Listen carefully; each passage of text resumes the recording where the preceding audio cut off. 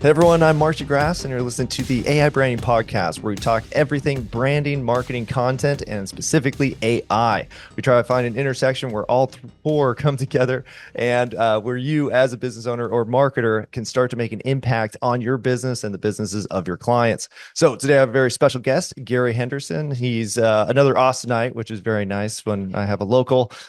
We met recently, discussed everything AI and also crypto, and today we're going to kind of talk about the merger where those two things kind of come together and start building a new economic structure is what it's looking like. So welcome, Gary.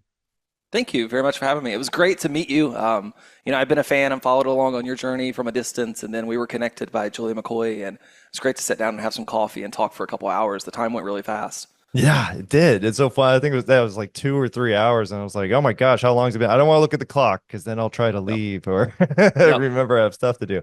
But no, that was a great conversation. And I think that the thing that I kind of realized was, man, there's so many intersections between, the marketing and the branding and the AI stuff, and also, kind of what's going on in the financial markets and NFTs and crypto and all that kind of stuff. So that's a perfect subject for today because everybody doesn't understand AI or crypto. And so maybe we could shed some light on both or some light on both. Yeah, I think so. I think we're at this. I think the last probably 20, 30 years of our lives, we've started evolution and we've evolved. And I notice whenever I talk about the things I get excited about right now with AI, my wife isn't quite as excited, and she's 13 years younger than me. Oh, wow. And my kids aren't even remotely as excited, and they're teenagers. Hmm. So looking at this as I'm 44 now, or almost 44, sorry, 43, almost 44. But I don't anyway, do that. Don't go higher. but looking at this, it's like the evolution of, like, I remember when I got my first cell phone, and when my teachers in school were telling me, Gary, you've got to do math. You're not going to have a calculator in your pocket your whole life. Well, little do they know, we do have a calculator in our pocket, and it's amazing. So when we look at the evolution of this, I think we got stuck in this part of life that we had to trade a lot of our time for dollars. Mm.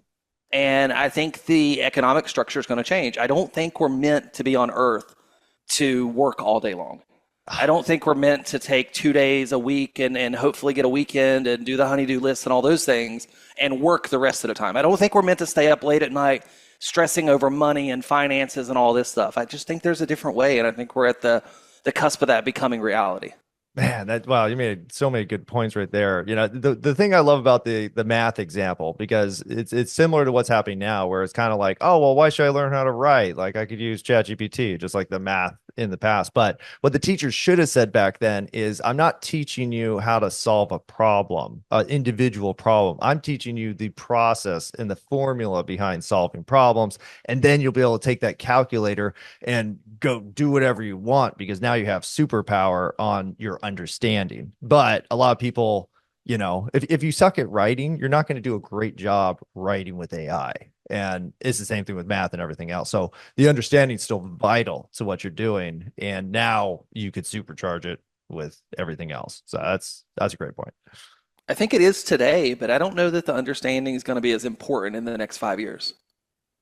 I don't know, because it's like, if you look at the professionals, like the people who are doing the most amazing things with Mhm. AI video or AI Mhm. imagery are usually people who are graphic designers, Mhm. photographers, cinematographers, like all these people who understand framing, they understand composition, they understand all these elements that just random person like, type me a space scene, like, yeah, that's Mhm. fine, but there's no consistency in it. So Mhm. yeah, I think it's definitely a mix, but the learning has to happen.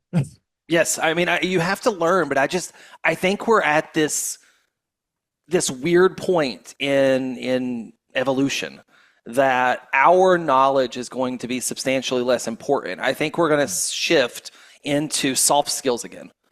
I think we're going to learn how to be kind, how to be humble, how to be Ah, grateful. I think we're going to learn how to treat people, how to build relationships.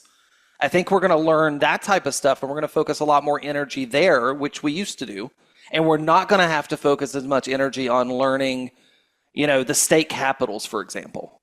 that's such a Like, good point. and I was I'm just just using studying that that. as like a simple example. Like, yes, we need to know how to write, and yes, we need to know how to read, right? Those are important things. But I don't think we need to learn physics unless we're going to go do that professionally. Mm. I don't know that we need to learn, we may need to learn basic anatomy, but I don't know that we need to learn in-depth anatomy like they teach a lot of people if we're not going to go do that professionally. Because right now they're making a lot of us generalists. And I Yeah. think the generalist of us is going to be replaced by AI. And we're going to be best served as being a specialist at something that we're truly passionate about. Oh, I completely agree with that. It's funny because I'm always telling people like, hey, you gotta learn AI and all that kind of stuff. And everyone's like, well, like, what's the point? And why can't I utilize it properly? And so I talk about contextualizing, any lesson you want to learn. But in order to contextualize something, like say, okay, I want to learn. My example is always quantum mechanics. You want to learn quantum mechanics? Don't know anything about quantum mechanics, but you know about golf. And so what you could do is take that golf obsession that you have, you know everything about golf, and now you can apply it to quantum mechanics, and all of a sudden you get an understanding much further than you would if you just study quantum mechanics. But if you don't have any specialty, you don't have anything you know a ton about, you're not going to be able to do that. So you're 100% right, and both things are necessary. Yeah, I think back to a couple of years ago, I worked with a client and they were the head of business for the Florida State Bar Association, the attorneys. No. They went and started their own business on how to run a small law firm. Because what they learned was when you go to law school, you learn how to be an attorney, not run a law firm, which is great. So they started a whole business, do multiple seven figures worth of money there. But I don't think we're far off from having AI agents trained to do the marketing for a law firm and AI agents trained to send out the email campaigns or build the marketing email funnels, or AI agents trained to, get the postcards mailed through the mail house, or whatever you want to do to market your firm. I don't think we're that far off. And then as we see results, and I think marketing becomes really smart then, because the AI agents do it, and then it's P&Ls and by the bookkeeping agents. And all of a sudden now I'm running my small law firm by myself, being a lawyer, which I want to do, but I'm not having to run the business because my helpers are doing it for me. Oh, that's such a good point. And I agree with it. And I think the reason why you'll have a lot of marketing get replaced is because it was being done poorly in the first place. Mainly because it was just so complicated. Because you figure with digital marketing, like you can't just be, you could be, we're all generalists, right? But if you really want to do SEO right, like man, you better dive in deep to SEO. Oh, you want to do social media right? Oh, not just social media, TikTok. Like, okay, well, then you got to dive into doing TikTok, right? And everything became so technical and specialized that if you didn't have like an individual strategy for that method, then it's probably not going to work because you can't coordinate the million tasks you have and then make it part of a greater, more comprehensive strategy. Like that's like, oh, not even close. So I completely agree. Now it'll be like, hey, well, the marketers, the real ones that are like, hey, I'm going to figure this out and I'm going to figure out how to coordinate complete campaigns in every single method that you can utilize, then you'll start to have some real value there. But right now it's like, now if your average law firm could just be like, all right, agent, I want to set up a paid media campaign. It's going to be the first step of our funnel. I need to target these groups are ideal for me. Make that campaign, experiment. You have $5,000 a month to practice. So figure it out. Okay, that's set. All right. Well, what's the next step? Okay, well, we got to get a consultation. So I'm going to set up the funnel. I need you to set up the funnel for consultation, follow up with an email, follow up with an SMS message, set the schedule, remind them of the schedule prior to, follow up afterwards to set the next one. And, all these tasks, which would have taken a marketer months, maybe a year to set up. And now if you could just talk to an agent, then now you're starting to do some real powerful stuff. But, we're not quite there yet. And where it'll happen really soon, and maybe the next year, is you'll be able to hire the agent from someone who's highly trained, a law firm agent, to do marketing. You won't have to tell it to do the email and to chat with it, and you won't have to tell it to send the SMS because the agent will know what to do, and you're employing a licensed AI agent that's specialized in exactly what you need it to do. Wow. I love that. That totally makes sense. And then, well, the person with the best agent then could now lease out the agent or however you would work. Actually, I probably need to start thinking about how to do that. I'm Well, like, it's agent licensing. You're building, right? You're building a skill set, a virtual employee, and you're licensing it to people who need that virtual employee to do that task. Yes. whatever that task happens to be for you. You know, for me, it might be trading crypto. For a law firm, it might be doing the marketing. For someone else, it might be prospecting or setting appointments or doing follow up or whatever those things are. And it's like, man, this is an agent that's been trained by X, Y, and Z models. It has a high success rate because it's quantifying everything. I want to employ that agent. So what, at least in my world, we've evolved to a lot of offshore, hiring employees from other parts of the world to cut costs and stuff like that. Well, now we're going to be able to hire an agent that's going to be a fraction of the cost, and it's going to do the job better than we ever thought about doing. Because the problem when you hire a team is you got to manage the team, Yes. right? Which is why you go to a specialist or an agency or something like that instead of a team member. But if you can hire an agent, you don't have to manage the agent because the agent will know what to do. Oh, yeah. No, that actually makes a ton of sense. Well, and kind of what we teach, because we teach, the AI marketing employee, where basically you set up your style guides, and then your style guides power, say it's your visual style guide is your creative director. And then you give it a personality, you feed it your strategy, you feed it the results of successful strategies, and all of a sudden it's giving you really good decisions. But it can't do anything. It could just tell you what to do. And so that's where I think we're in that in-between step where it's like, yeah, you should strategize with AI, but it still can't link up to the 500 different apps that you would need to actually execute the program. So humans still have to be involved. But what you're talking about, yeah, I mean, that would be it. Execute And the thing. OpenAI teased it yesterday. Oh, really? Okay. They said, so they're doing these like 12 days of Christmas, and Mhm. OpenAI is launching something new every day. Yesterday, they talked about the importance of having the desktop app on your computer Ah, because very soon they're going to be able to take control of your mouse and your computer and perform the tasks on your computer for I you knew it. so you don't Knew it. have to.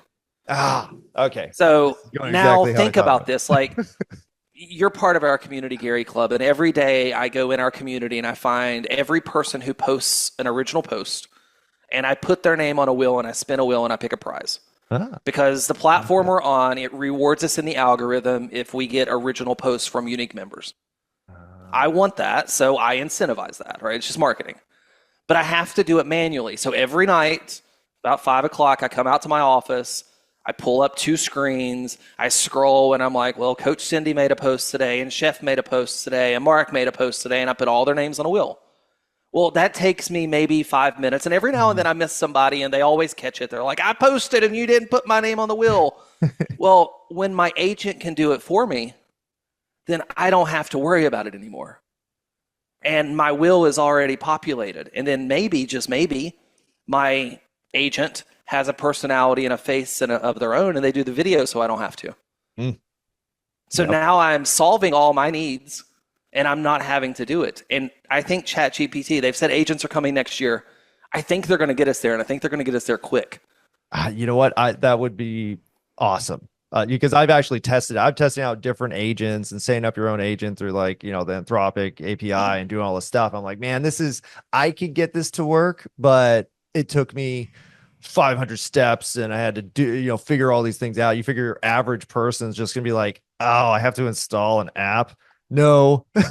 So Yep. now it's like, no. And man, I am so glad because that was kind of a gamble for me because I've been hyper focused on ChatGPT because I was like, this is the biggest platform, the most used, the most well funded.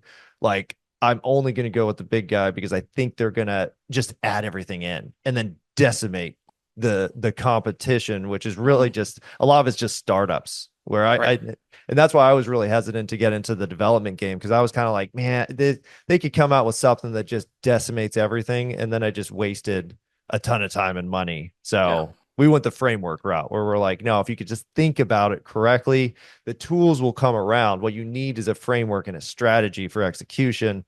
Yep. And then there you go. And also we have a component where we're basically trying to teach people how to use AI, Mhm. even if it's say a stepping stone for probably what's coming. It's still like, well, at least we get to teach everybody how to use AI. And so they'll be, People just don't know, and they don't know what's possible. And I was talking with someone yesterday, and he was a client of mine like 10 years ago and very knowledgeable in the digital marketing space and just now starting to dip into AI, mm, right? Just now. Like, he's brought in speakers and stuff, but he's now starting his personal journey of discovery. yeah. And I told him, I said, the lens I want you to put on is imagine if it could do everything you wanted it to do. So don't limit it with your own lens and your own mind, but imagine if it could do everything. So imagine if instead of you and I having to go back and forth in Messenger and you share your link with me and all this stuff, whenever we left our meeting together, it knew, well, Mark said he wanted to have Gary on the podcast.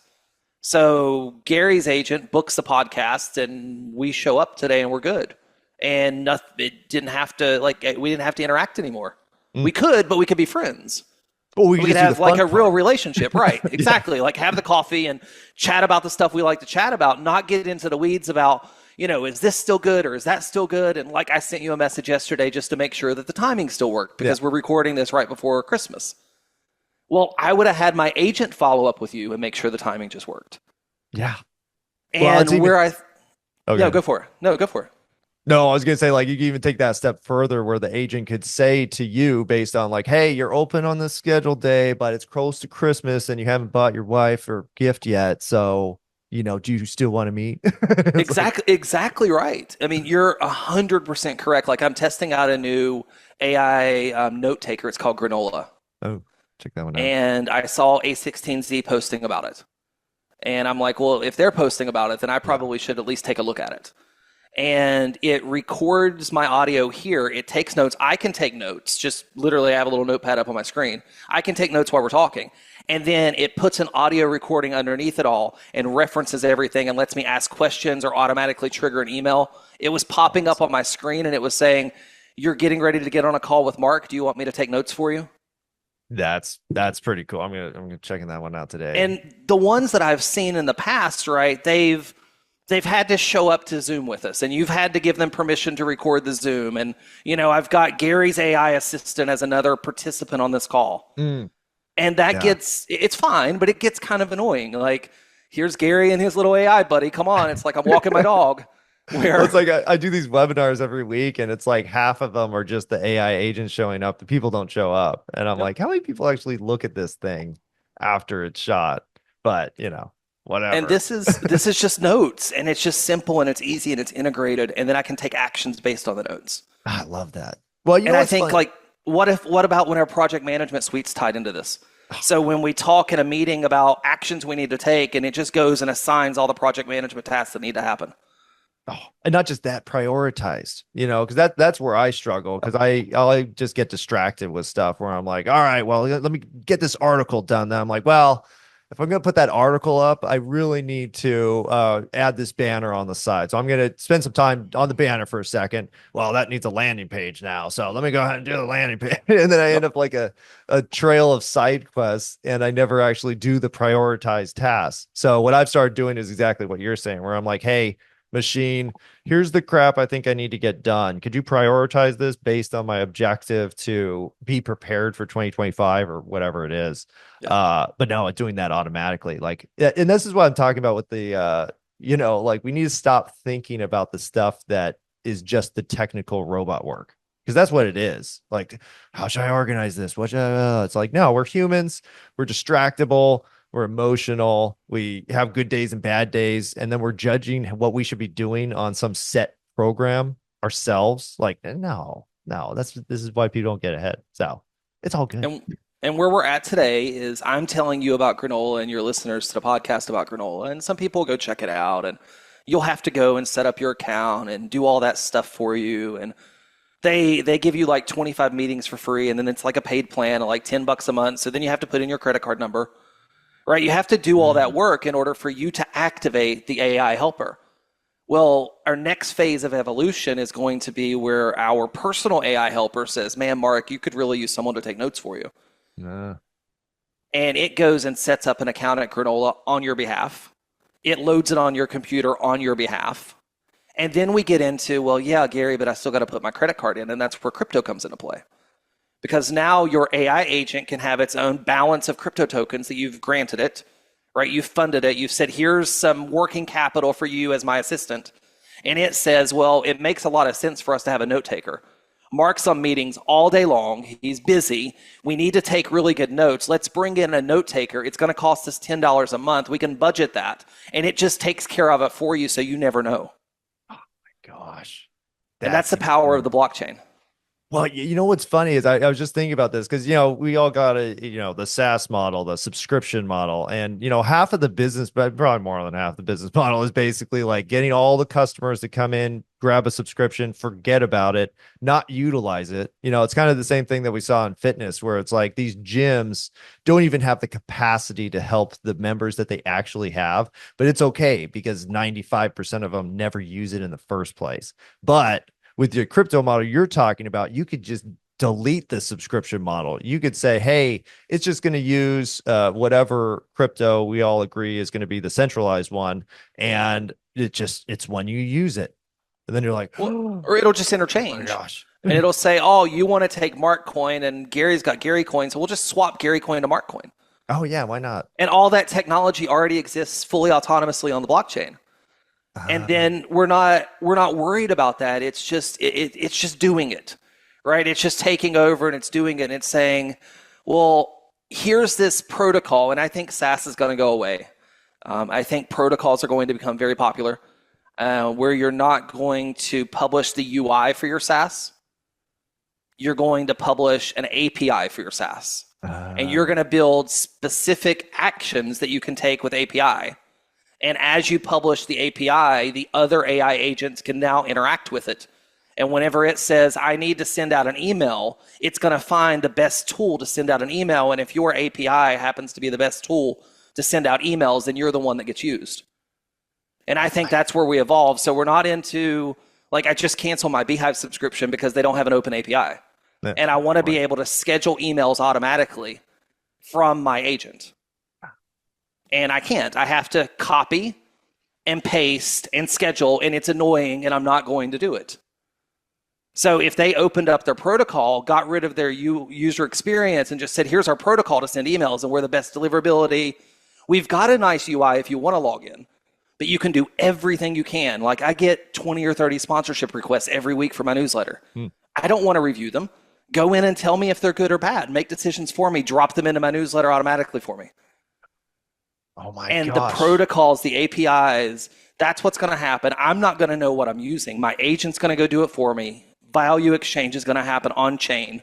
And then I can bring back the fiat when I want it really easy. We have an amazing limited time offer that you won't want to miss. Introducing the Build Your Brand Pillars course from AI Branding Academy, your gateway to mastering both traditional branding and AI-powered marketing strategies. With this course, you'll gain invaluable skills in creating strong brand foundations that stand out in today's competitive market. Perfect for innovation leaders like you. Don't wait. Take advantage of this special offer before it's gone. Head to aibranding.academy.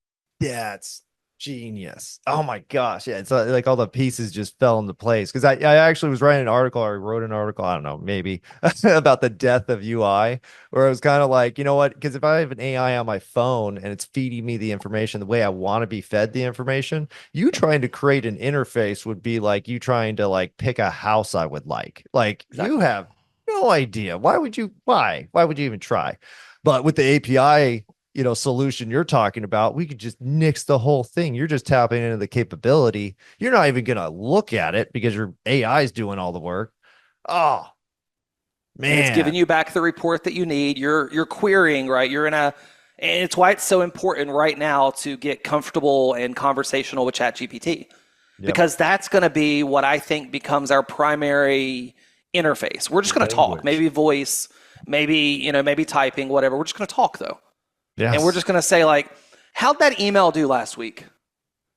Who were our top sales last week? And all of a sudden, we just get the data put right back in front of us. We're not going into HubSpot and building reports anymore.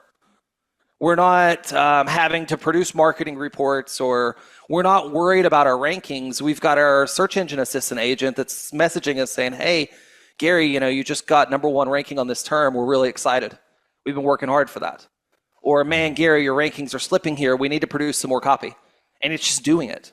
And that's where we're going to get. We're going to interact with like a ChatGPT style interface, a chatbot, because that's what we're comfortable with. Yeah. And then eventually our AI agents will just take over. It'll be protocol driven, and value exchange will happen on chain. Oh my gosh. That's Genius. Well, and the funny thing is, like, people, oh, look at that. They'll be like, but what am I going to do? And it's like, you're going to do the thing that you were meant to do, which is make decisions and be creative and figure crap out. Not, it's funny because over the last week and a half, I've been pulling all of our analytics, right? Like, I'm like, okay, well, let's see how we do on YouTube. Let's see how we do on Facebook. Let's go through Google Analytics. Let's go ahead and go into the MailChimp. And I've been pulling all this stuff. All the terms are different for what they're talking about the same thing, and then you're also having to kind of cobble it all together into some kind of meaning. Like, this has been the bane of marketers' existence since the dawn of the internet, which is like attribution and then just compiling the data.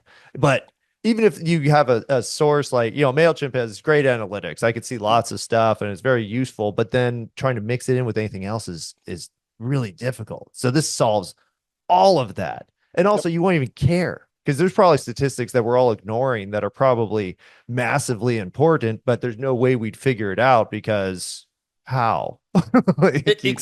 You're exactly right. It's, like we send out an email campaign and we may see how many sales we have, but we don't notice that maybe we got a boost in our Facebook followers or that this YouTube video happened to take off about the same time and we're not able to connect all these dots.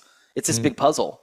And agents, AI can calculate data at such a greater pace than we can as humans. Yeah. So it's just looking at data. Like my wife, we were sitting down talking yesterday and she's been focused on Instagram. And she had one of her stories that went viral. One of her stories, she has like 2,400 followers and got 340,000 views on one of her Instagram stories. Wow. And she had no clue. She was just looking at past analytics and now you can't see much. Where if she had an agent that was helping her with that, then the agent would say, hey, your story is going viral today. You're getting a lot of views, a lot of interactions. You might want to go check it out. Yeah. And okay, let me go check it out. It makes sense then. Oh man, I got a follower boost. This worked. It would analyze it. It would say, this is what's happening. This is why it will work. Yes. You won't be just guessing at the algorithm anymore. You'll know where you land. And that's our future. I don't think we're far off. I don't think we're far out either because it's always, that's what we've been doing for 20 years in digital marketing is trying to hack the algorithm. And most of the companies don't share the algorithm, probably because they're manipulating it in ways that are profitable for them. But now it'll just be like, hey, AI, figure out this company's algorithm. And it's like, oh, but I think the real companies, the good companies will be like, hey, here's the algorithm. Here's exactly how everything's judged. Because there's also components within like social media platforms like TikTok. I follow TikTok a lot and it's always like the best platform, but people don't realize that there is a level where it goes to a human before anything goes viral. Like everything that goes viral, probably in every platform goes human first. And then that person approves it to go viral. And what's the algorithm for that? How are these people trained? So I think it's going to be, the more transparent companies are, the better their tool's going to be, and the better it's going to interact with everybody else's AI. Yeah, I agree with you 1,000,000%. I had an event 11 years ago in South Beach, and I had Rand Fishkin, which Rand was the founder of Moz, and I had Peter Shankman, which Peter was the founder of Haro, Help a Reporter Out. Oh. And they were on stage together, talking.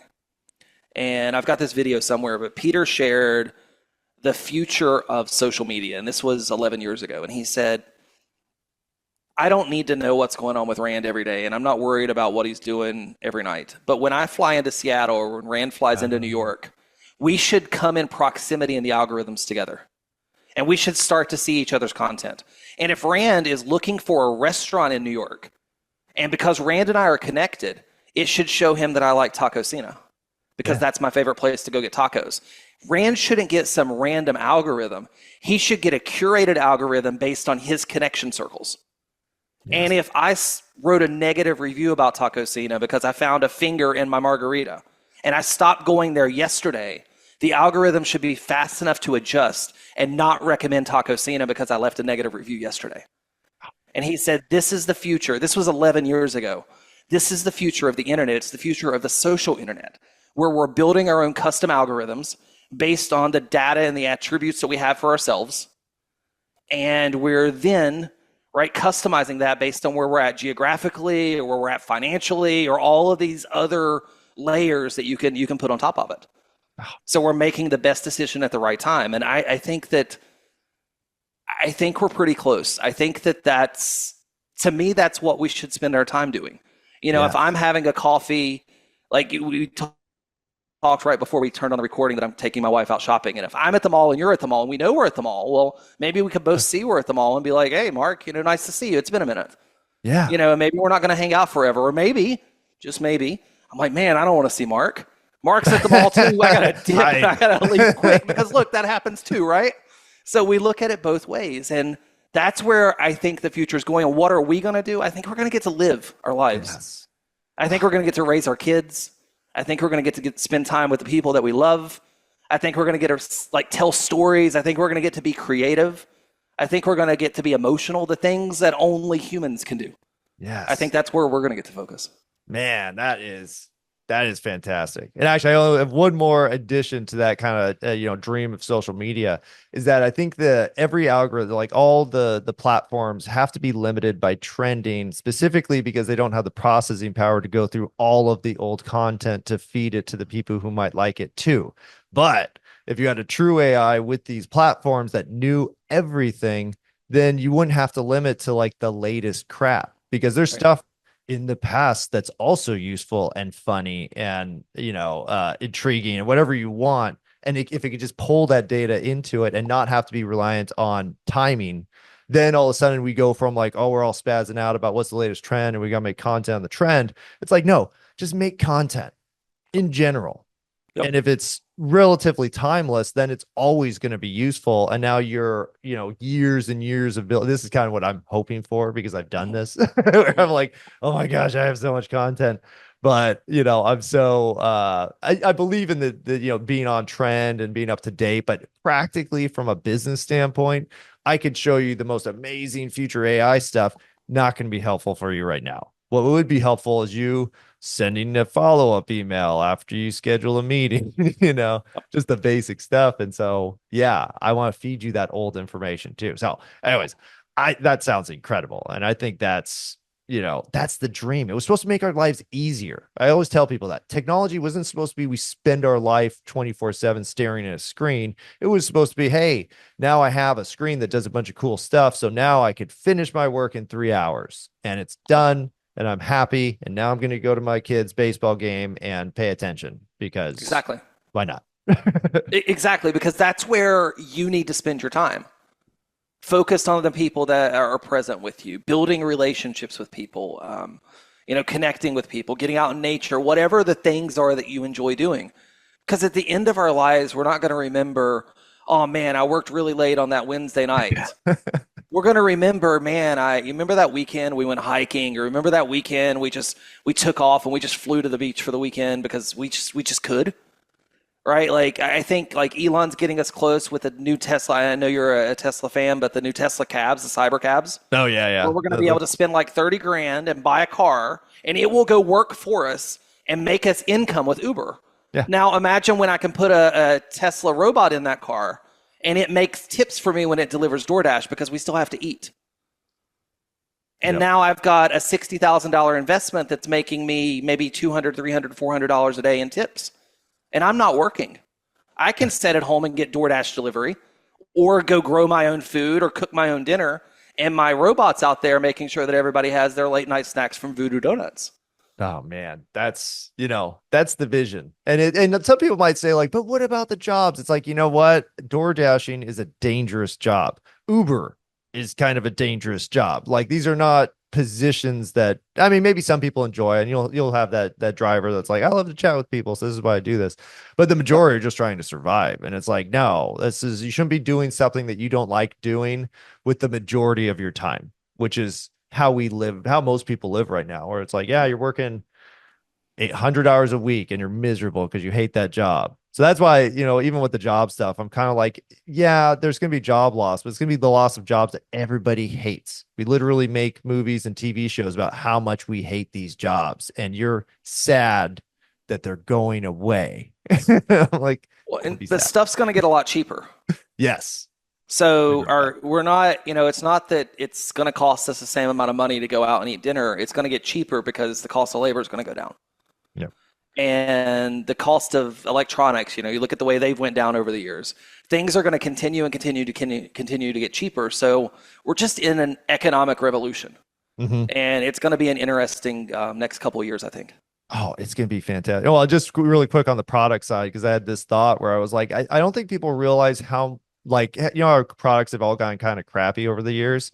I'm like, it's because the economic factor of shipping has been incorporated into their design. Their design has nothing to do with the ideal design for the customer or the problem. It just has to do with the economics of, well, we could have used the stronger welding for this piece, but you know what? We'll just put a piece of plastic because it's cheaper, it's lighter, so we can ship it easier, it compacts better.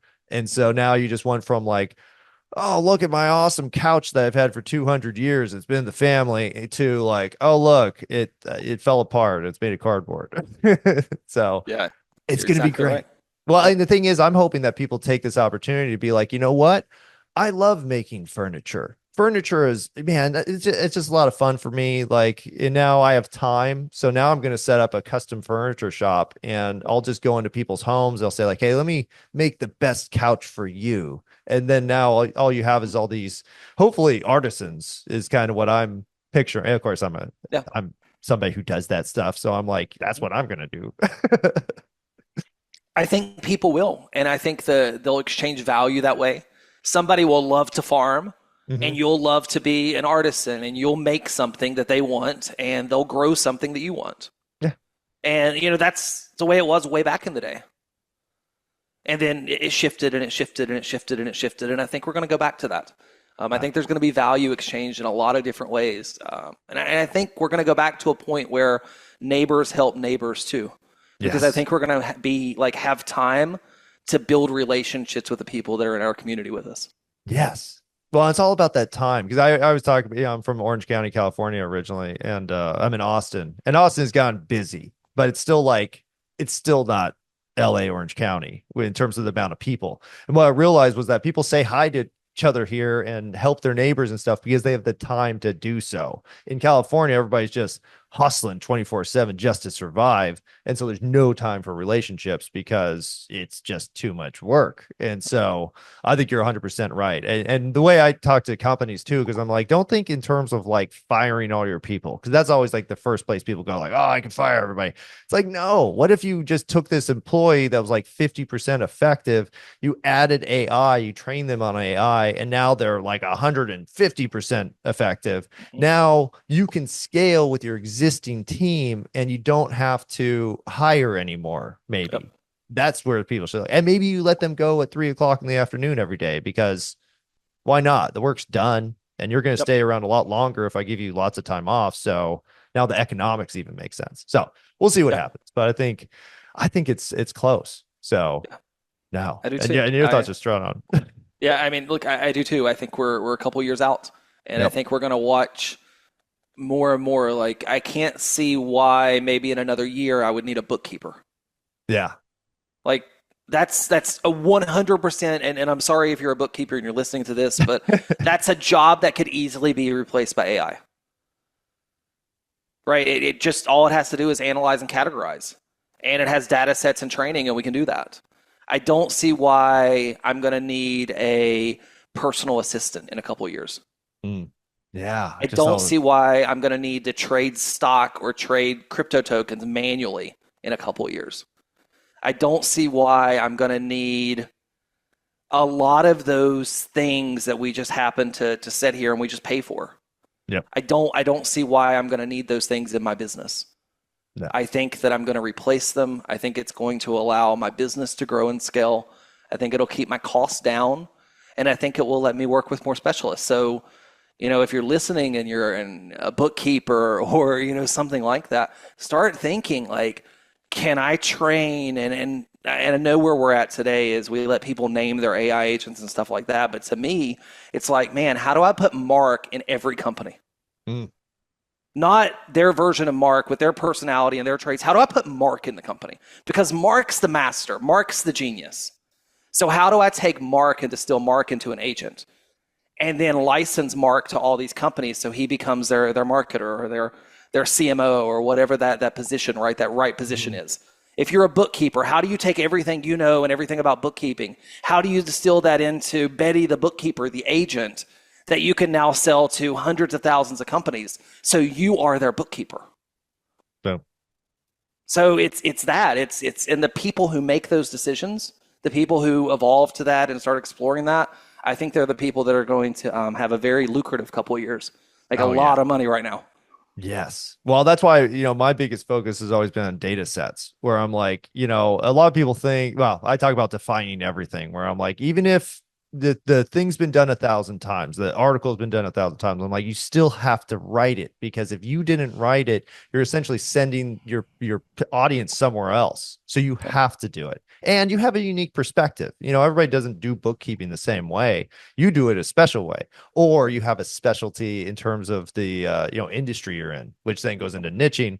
But in general, I'm like, just make tons of content, because secretly that's my retirement plan. It's like, hey, I have enough I have thousands of hours of content. If anybody could produce an AI that's pretty close, it's probably somebody who's doing this much work. And so just make stuff, and find a hobby you like, because that contextualizing thing is only going to be useful if you know a ton about something. And it doesn't have to be something useful either. It could be Warhammer 40,000. Like, oh man, I just know Warhammer. Oh, it was the, what was it? The Caiaphas Cain. That's the series I read. But I'm like, man, yeah, that's fine. Just be an expert at it. And then now you could figure out almost anything in the sense of that. So I think it's great. This has been a fan. I'm actually going to publish this probably today, because I'm like, everybody needs to hear this. This will provide. One more thing. I'll turn off my camera for just a second, because this is why I show up as a giraffe. Because I don't think we're there completely to replace my body as an AI agent that can be me and appear to be me. And I think it gets weird when I don't age. And I want my legacy to live for years and years and years beyond my time on Earth. So if I show up as this giraffe and you learn from this giraffe and you build a relationship with this giraffe and you engage with this giraffe, and maybe this giraffe happens to be an agent that's working for you, then all of a sudden when Gary, the human, right, when I'm no longer on Earth, my legacy continues and there's no skip of a beat, because AI is powering the whole thing. Yep. So it's why I lean in so heavy today, because I'm betting on the future so big tomorrow. No, I completely agree with that. The only thing I will say, though, because a lot of people say like, well, then you don't even need to exist because the AI version of you exists. I'm like, you know what? The AI version is me from who knows when. I'm a different person today than I was yet. I'm a different person after this conversation. I'm more than my work. Before.